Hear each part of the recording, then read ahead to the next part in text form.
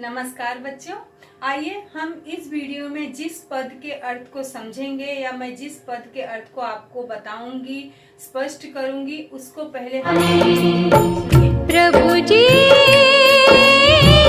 तुम चंदन हम पानी, प्रभु जी तुम चंदन हम। ये पद जो है रैदास जी का है। तो इसके अर्थ को समझने से पहले रैदास जी के बारे में थोड़े में जानकारी प्राप्त करेंगे। रैदास जी का जन्म हर वर्ष माघ महीने की पूर्णिमा को मनाया जाता है। माघ महीने की पूर्णिमा को इनका जयंती हर वर्ष बड़े उत्साह से और खुशी से भारतवर्ष में मनाया जाता है। आप लोग अभी कैलेंडर उठा के पिछले महीने में 27 तारीख को देखिए, गुरु रविदास जयंती उस पर लिखा होगा। तो इस दिन इनका जन्मदिन मनाया गया। इस दिन नगर में जुलूस और कीर्तन जो होता है उसका समारोह होता है और इन कुछ अनुयायी और भक्त गंगा नदी या पवित्र स्थानों में पवित्र स्थान का भी आयोजन करते हैं।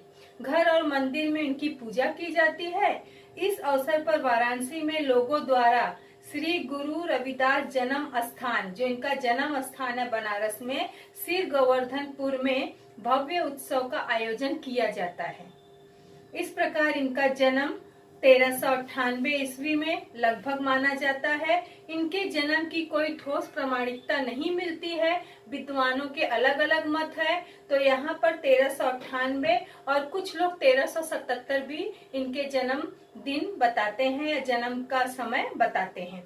स्थान वाराणसी, पिता का नाम संतोष दास, माँ का नाम कलसा देवी, दादा का नाम कालूराम और दादी जी का नाम लखपति, पत्नी लोना और पुत्र विजयदास। मृत्यु इनकी लगभग 1540 ईस्वी में हुई।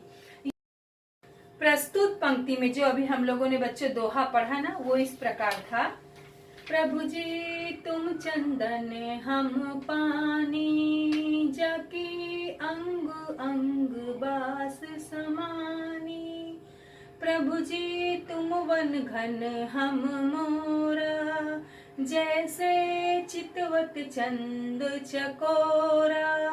प्रभु जी तुम माली हम बागा, जैसे सो नहीं मिलत सुहागा। प्रभु जी तुम स्वामी हम दासा, ऐसी भक्ति करे रैदासा।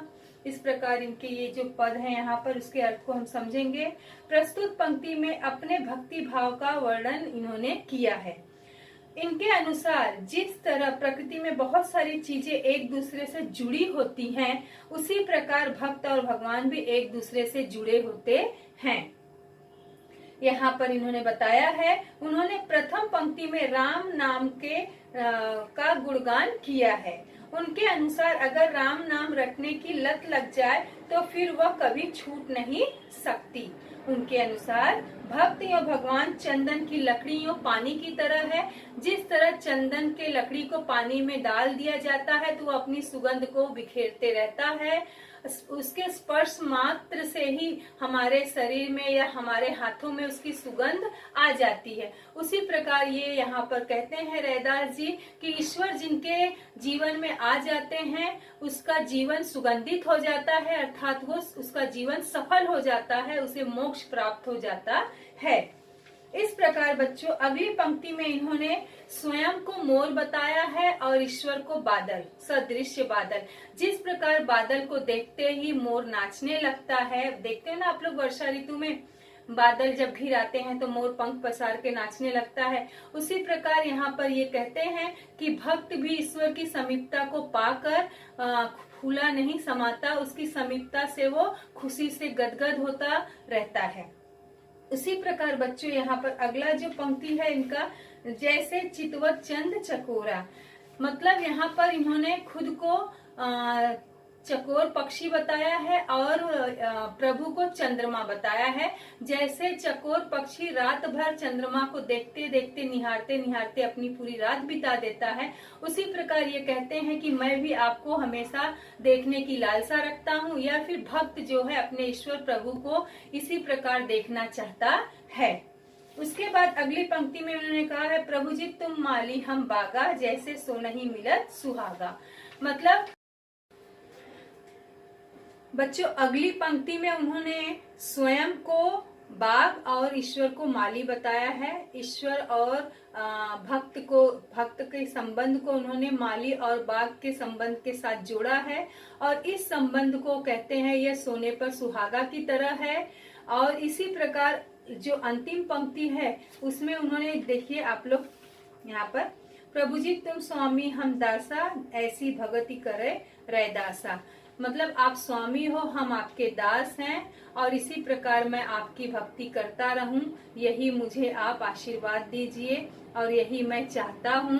इस प्रकार उन्होंने इस पंक्ति में यह स्पष्ट किया है। भक्त और माली के, भक्त और ईश्वर के संबंध को उन्होंने तरह तरह के उदाहरण देकर उसे समझाया है और हमारे सामने प्रस्तुत किया है। उम्मीद है आप लोगों को इस पंक्ति के अर्थ, ये जो पद है उसका अर्थ अच्छी तरह से समझ में आ गया होगा। धन्यवाद।